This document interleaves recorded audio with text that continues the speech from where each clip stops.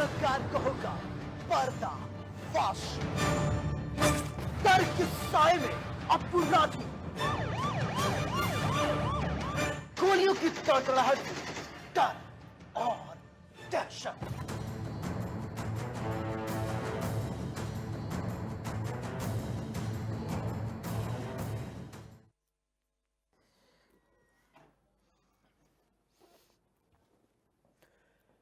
इंसानियत और जुर्म का पुराना नाता है। हमारे चारों ओर फैला जुर्म का मकर जाल। ऐसे में कौन का हो जाए शातिर का शिकार और किसके लिए जारी हो जाए मौत का फरमान। इतना नहीं, मिटा दिए जाते हैं जुर्म के सारे सबूत।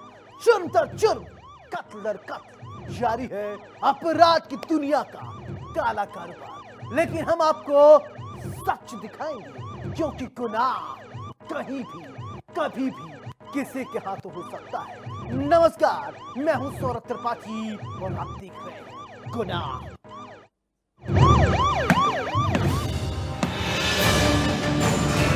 हर गुनहगार को होगा पर्दा फाश।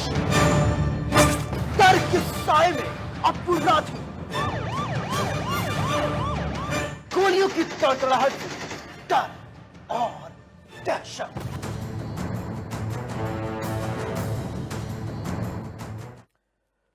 18 सितंबर 2022 ये वो मनहूस तारीख थी जब अंकिता की हत्या की जाती है।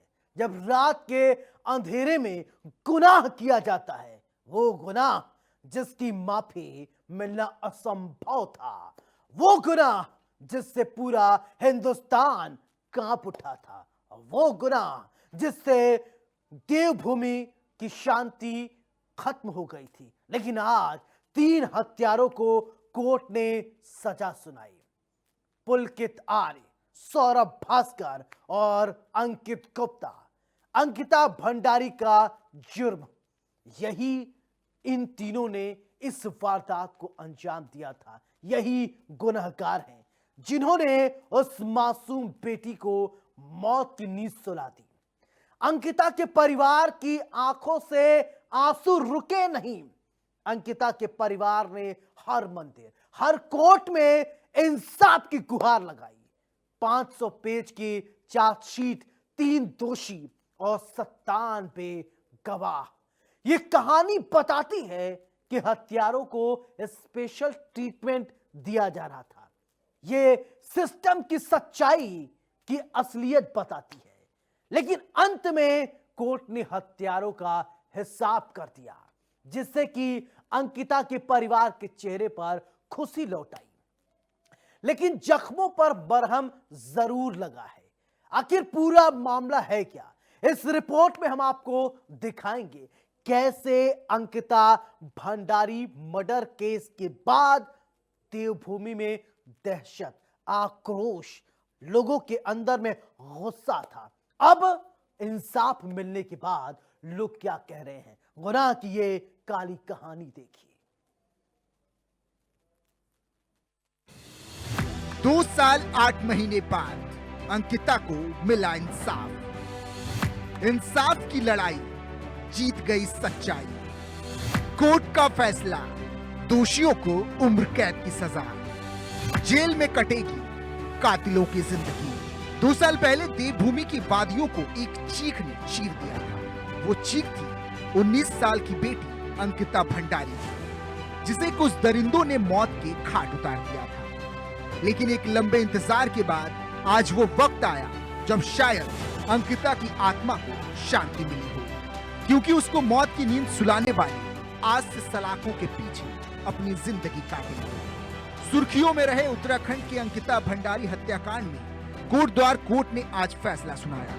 अंकिता के तीनों हत्यारे पुलकित आर्य, अंकित गुप्ता और सौरभ भास्कर को दोषी करार देते हुए उम्र कैद की सजा सुनाई गई। इसके साथ ही तीनों पर 50,000 रुपए का आर्थिक जुर्माना भी लगाया गया। वहीं अंकिता के परिवार को 4 लाख रुपए का मुआवजा दिया गया। अब आपको सिलसिलेवार तरीके से बताते हैं कि आखिर कब, कहां और कैसे अंकिता मौत के मुंह में पहुंच गई थी और कैसे एक लंबी लड़ाई के बाद देवभूमि की बेटी को इंसाफ मिला। अंकिता हत्याकांड में क्या क्या हुआ?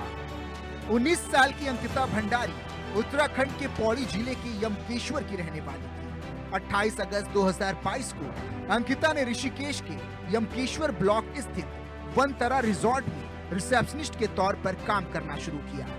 18 सितंबर 2022 वो दिन था जिस दिन अंकिता का रिजॉर्ट के मालिक पुलकित आर्य से विवाद हुआ।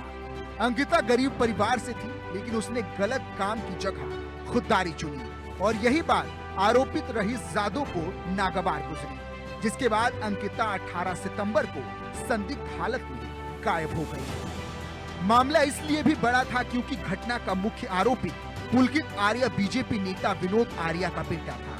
पुलकित पर कई केस दर्ज हैं, लेकिन इस मामले से पहले उसे कभी भी गिरफ्तार नहीं किया गया। लेकिन मामले ने तूल पकड़ा तो बीजेपी ने भी मामले में सख्त रुख अपनाते हुए पुलकित आर्य के पिता विनोद आर्य और भाई अंकित आर्य को पार्टी से निष्कासित कर दिया। दोनों से ही सभी पद छीन लिए गए। 19 से 22 सितंबर 2022 के बीच अंकिता के गायब होने के बाद परिवार ने कई पुलिस थानों में शिकायत दर्ज कराने की कोशिश की, लेकिन एफआईआर दर्ज नहीं हो पा रही थी। वहीं दूसरी तरफ रिजॉर्ट के मालिक पुलकित आर्य ने राजस्व पुलिस को अंकिता के लापता होने की सूचना दी, लेकिन कोई कार्रवाई नहीं हुई। अगले दिन 20 सितंबर को मृतका के पिता पटवारी चौकी पहुंचे। यहां पुलकित आर्य भी मौजूद था। 20 सितंबर को ही राजस्व पुलिस ने मामला दर्ज किया। 22 सितंबर को सिविल पुलिस को मामले की जांच सौंपी गई और मुकदमा दर्ज किया गया। जब मामले की जांच शुरू हुई तो मृतका के साथ ही जाति का काला सच सामने आया। आरोपियों की निशानदेही पर 23 सितंबर को पुलिस ने मृतका को चीला नहर में तलाशना शुरू किया। 24 सितंबर 2022 को अंकिता का शव चीला नहर से बरामद हुआ। इसके बाद पुलिस ने इस मामले में रिजॉर्ट के मालिक पुलकित आर्य और उसके दो साथी सौरभ भास्कर और अंकित गुप्ता को गिरफ्तार कर लिया और मामले की छानबीन शुरू कर दी। अक्टूबर 2022 को उत्तराखंड सरकार ने मामले की जांच के लिए विशेष जांच दल का गठन किया, जिसके बाद आरोपियों पर गैंगस्टर एक्ट के तहत भी मामला दर्ज किया गया।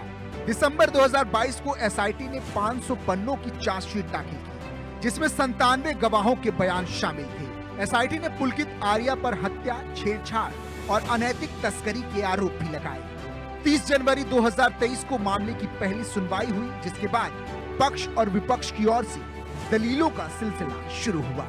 28 मार्च 2023 से प्रोसिक्यूटर की गवाही शुरू हुई। मई 2023 को अंकिता के माता पिता और कुछ सामाजिक कार्यकर्ताओं ने आरोप लगाया कि अंकिता की हत्या से पहले उसके साथ बलात्कार किया गया था। इस मामले को लेकर समय समय पर सामाजिक कार्यकर्ताओं और राजनीतिक दलों ने भी विरोध जताया। करीब 2 साल 8 महीने चली सुनवाई के दौरान प्रोसिक्यूटर ने 97 लोगों को गवाह बनाया, जिनमें से 47 गवाहों को कोर्ट में पेश किया गया। 19 मई 2025 को प्रोसिक्यूटर के वकील अवनीश नेगी की ओर से बचाव पक्ष की दलीलों का जवाब दिया गया, जिसके बाद सुनवाई खत्म हुई। और आज यानी कि 30 मई 2025 को लंबी लड़ाई के बाद कोर्ट द्वार की अदालत ने आरोपी पुलकित आर्य, सौरभ भास्कर और अंकित गुप्ता को अंकिता हत्याकांड का दोषी करार दिया और तीनों को आजीवन कारावास और जुर्माना भी लगाया। इतने संघर्ष और लंबी जंग के बाद भले ही आरोपियों को सजा मिल गई हो, लेकिन अदालत के इस फैसले से ना तो अंकिता की मां खुश दिखी, ना पिता संतुष्ट नजर आए। कोर्ट से बाहर निकलते ही उनकी आंख से आंसू छलक पड़े, क्योंकि अंकिता के माता पिता अपनी बेटी के हत्यारों के लिए अदालत से फांसी की उम्मीद लगाए बैठे थे, लेकिन वो अभी भी उम्मीद हारे नहीं और आरोपियों को फांसी दिलवाने के लिए उच्च न्यायालय का दरवाजा खटखटाने की बात कही। कोर्ट का न्यायालय का जो अंतिम फैसला था और जिस तरह से इन्होंने उनके लिए आरोपियों को जो आजीवन कारावास की सज़ा सुनाई है, मैं इससे संतुष्ट नहीं हूँ, क्योंकि जिस तरीके से इन्होंने मेरी निर्दोष लड़की को मारा है, तो मैं तो शुरू से कहना चाहता हूँ, कह रहा था कि भाई मौत के बदले मौत। तो हम हमारे जीते जी इनको तो फांसी की सज़ा होनी चाहिए थी, क्योंकि हम आज हैं तो कल नहीं है, लेकिन हम चाहते थे कि भाई हमारे सामने इनको को जो है फांसी की सज़ा होनी चाहिए थी। और दूसरा ये है कि जिस तरह से रेणु बिष्ट ने जो रिजॉर्ट तोड़ा, वीआईपी जो अजय कुमार था, आरएस का नेता था, उनको उनके जो सबूत है वहाँ रिजॉर्ट में जो रेनोवेशन द्वारा तोड़े गए सरकार के दबाव में, वो जानबूझ के इसलिए तोड़े गए ताकि इसमें वीआईपी का पता न चल सके। जहां माता पिता कोर्ट के फैसले से नाखुश दिखे, तो वहीं नेताओं ने भी राजनीतिक रोटियां सेकना शुरू कर दिया। जहां बीजेपी ने इस फैसले को न्याय बताया, तो वहीं कांग्रेस इस न्याय को अधूरा बता रही है। और ये घटना हुई है तो अब भविष्य में कभी ऐसी घटना ना हो। हम एक नजीर बनाना चाहते हैं कि उत्तराखंड के अंदर हमारी बेटियां सब बिल्कुल निश्चिंत होकर, निश्चिंत होकर, बिल्कुल निर्भय होकर, जिनमें कोई भय न हो, इस प्रकार से स्वच्छंद रूप से अपना काम करें। और हमारी बेटियों की जो सुरक्षा की हमारी जिम्मेदारी है, उनके साथ अन्याय करने वालों को न तो हमारे समाज में कोई जगह है, न ही हमारे राज्य में है। महिलाओं के खिलाफ हिंसा के मामले में सबसे ज्यादा जघन्य अपराध था। एक बच्ची जो अपने परिवार को पालने के लिए, अपने भविष्य को बनाने के लिए रोजगार की तलाश में एक जगह रोजगार करने आई, उसको जिस प्रकार से मजबूर किया गया। और इसमें, इस पूरे कांड में सबसे बड़ी बात यह है कि एक वीवीआईपी का जिक्र आता है, जिसको एक्स्ट्रा सर्विसेज देने के लिए उस लड़की के ऊपर दबाव बनाया गया। और जब वो नहीं मानी, अपनी अस्मत बेचने के लिए तैयार नहीं हुई, कंप्रोमाइज करने को तैयार नहीं हुई, तो उसकी हत्या कर दी गई। और हत्या करने वाले लोग, उनको जो संरक्षण प्राप्त सत्ता का था, सीधे सीधे वो भारतीय जनता पार्टी और आरएसएस से जुड़े हुए लोग। राजनीति होती रहे, नेता अपना फायदा देखते रहे, लेकिन एक माता पिता से उसकी बेटी हमेशा के लिए दूर हो गई। कुछ दरिंदों के गुस्से और पावर का शिकार हो गई। उसने कभी सोचा भी नहीं होगा कि आंखों में बड़े सपने लिए जहां वो जा रही है, वहां उसके सपनों को उड़ान की जगह मौत मिलेगी। कोटद्वार कोर्ट ने भले ही आरोपियों को मामले में दोषी करार देकर फैसला सुना दिया हो, लेकिन अब तक उस वीवीआईपी का नाम सामने नहीं आ पाया, रिजॉर्ट में जिसके पास जाने के लिए अंकिता भंडारी को मजबूर किया गया था। अब सवाल ये है कि क्या फैसले के बाद उसका नाम सामने आएगा या फिर ये मामला यही खत्म हो जाएगा।